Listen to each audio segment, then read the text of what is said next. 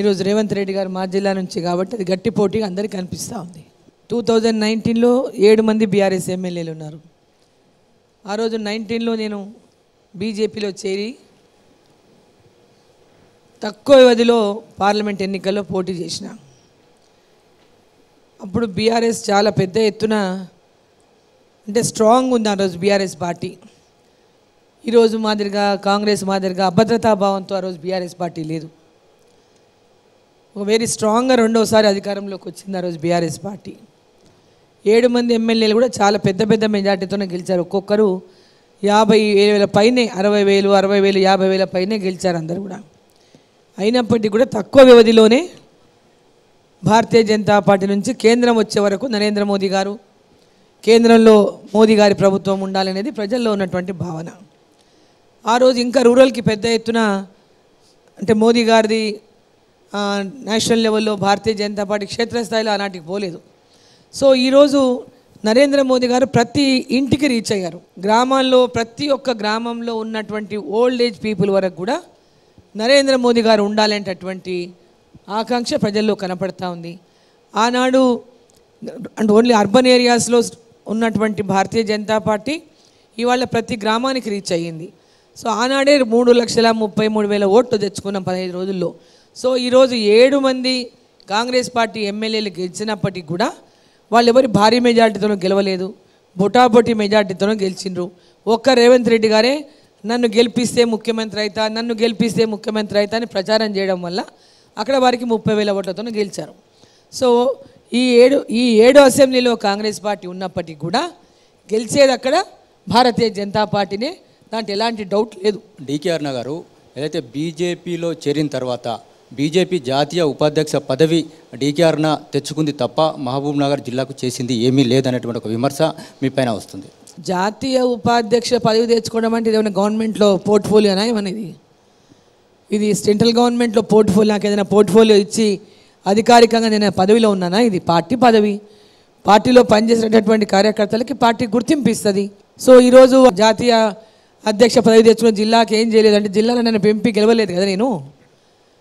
నేను జిల్లాలో ఎంపీగా గెలిచుంటే నేను ఏం చేసేదానో తెలిసి ఉండేది. గతంలో జిల్లాలో మంత్రిగా చేసినప్పుడే 14 నియోజకవర్గాల్లో డీకే అరుణ పనిచేసింది. 14 నియోజకవర్గాలకు జిల్లా మంత్రిగా. ఆనాడు జిల్లాలో అన్ని నియోజకవర్గాల్లో కాంగ్రెస్ పార్టీ ఎమ్మెల్యే లేరు, అత్యధికంగా టీడీపీ ఎమ్మెల్యేలే ఉన్నారు. ఈరోజు ఎవరైతే మాట్లాడుతున్నారో అక్కడున్న ముఖ్యమంత్రి గారు కానీ కాంగ్రెస్ పార్టీ నాయకులు కానీ వాళ్ళు ఎవరు ఆనాడు లేరు. వాళ్ళెవరు జిల్లాకి ఏం పని చేయలేదు. వాళ్ళు జిల్లా అభివృద్ధిలో వీళ్ళ పాత్రనే లేదు. ఆనాడు వాళ్ళు మాట్లాడితే ఏమంటారు, కాంగ్రెస్ పార్టీలో చేసినాం. కాంగ్రెస్ పార్టీలో ఉన్న నాయకులు చాలామంది ఉన్నారు, మరి వాళ్ళు ఎందుకు చేయలేదు? కాంగ్రెస్ పార్టీలో చాలామంది నాయకులు ఉన్నారు కదా, మరి వాళ్ళు ఎందుకు చేయలేదు? మరి రేవంత్ రెడ్డి గారు ఆ రోజు ప్రతిపక్షంలో ఉన్నారు. మరి ప్రతిపక్షంలో డీకే అరుణ ఉండి చంద్రబాబు నాయుడు ముఖ్యమంత్రి ఉన్నప్పుడు వీళ్ళంతా చంద్రబాబు నాయుడుతోనే ఉన్నారు కదా. చంద్రబాబు నాయుడు ముఖ్యమంత్రిగా ఉన్నప్పుడు డీకే అరుణ జిల్లాలో ప్రాజెక్టుల కోసం పోరాటాలు చేసింది. పెండింగ్ ప్రాజెక్టులన్నీ టేకప్ చేయాలి, పూర్తి చేయాలి, సాగునీరు అందించాలి పాలమూరు జిల్లాకు. రైతులకు కరువుల కొరల్లో చిక్కుకుపోయి ఉన్నారు, వలసలు పోతున్నారు. కాబట్టి పాలమూరులో ప్రాజెక్టులు ఎంబడే చేపట్టి నీళ్ళు ఇవ్వాలని చెప్పి పోరాటాలు చేసింది, పాదయాత్రలు చేసింది, నిరాహార దీక్షలు చేసింది, పోరాటాలు చేసి రాయలసీమ రైతులకు ఎదురుగా నిలబడి పోరాటాలు చేసింది. మరి వీళ్ళు ఎవరు చేయలేదే? మరి మనం వీళ్ళు అధికారంలో లేనప్పుడు కానీ ఉన్నప్పుడు కానీ ప్రజల కోసం ఏమైనా పని చేసిండ్రా? మేడం డీకే అరుణ ఇన్ని అభివృద్ధి పనులు చేశారు, ఇన్ని ప్రాజెక్టులకు సంబంధించి చేశారు. పాలమూరు వలసలు ఎందుకు ఆగిపోలే మేడం? పాలమూరు వలసలు మహబూబ్ నగర్ పార్లమెంట్లో ఉన్నాయి, మొత్తం జిల్లాలో లేవు. మహబూబ్ నగర్ పార్లమెంట్ సెగ్మెంట్లో ఉన్నాయి.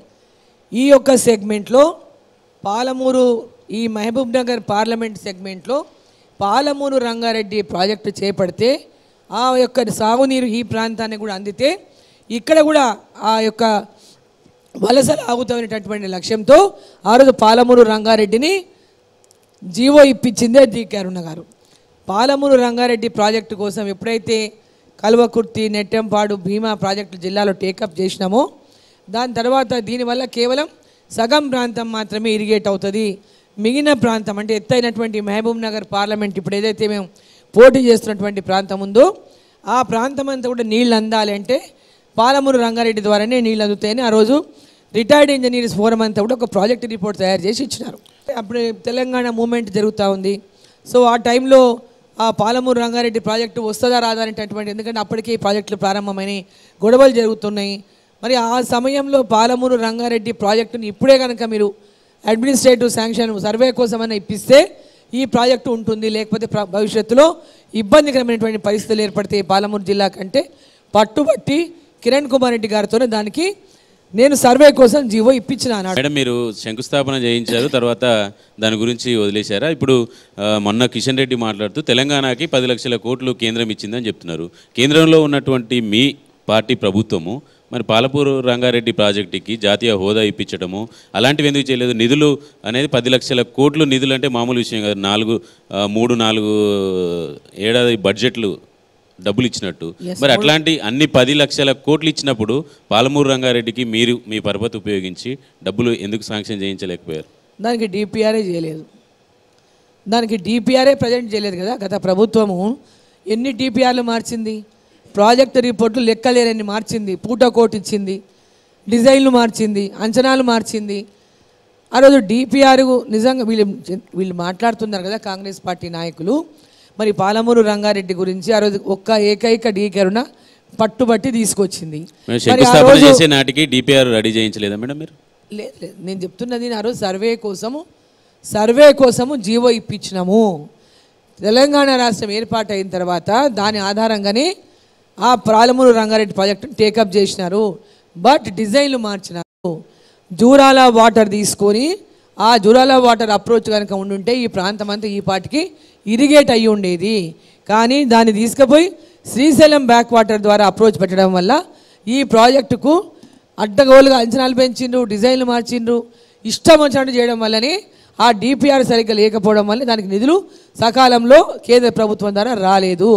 ఇంకొకటి మీరు మళ్ళీ చెప్తా ఉన్నారు కదా జాతీయ హోదా గురించి. జాతీయ హోదా గురించి మరి ఎప్పుడైతే తెలంగాణ విభజన జరిగిందో, ఎప్పుడైతే విభజన జరిగినప్పుడు విభజన చట్టంలో పోలవరాన్ని పెట్టినప్పుడు మరి ఇంతగానం మాట్లాడుతున్న నాయకులు ఆ రోజు ఎందుకు జాతీయ హోదా పాలమూరు రంగారెడ్డికి కావాలని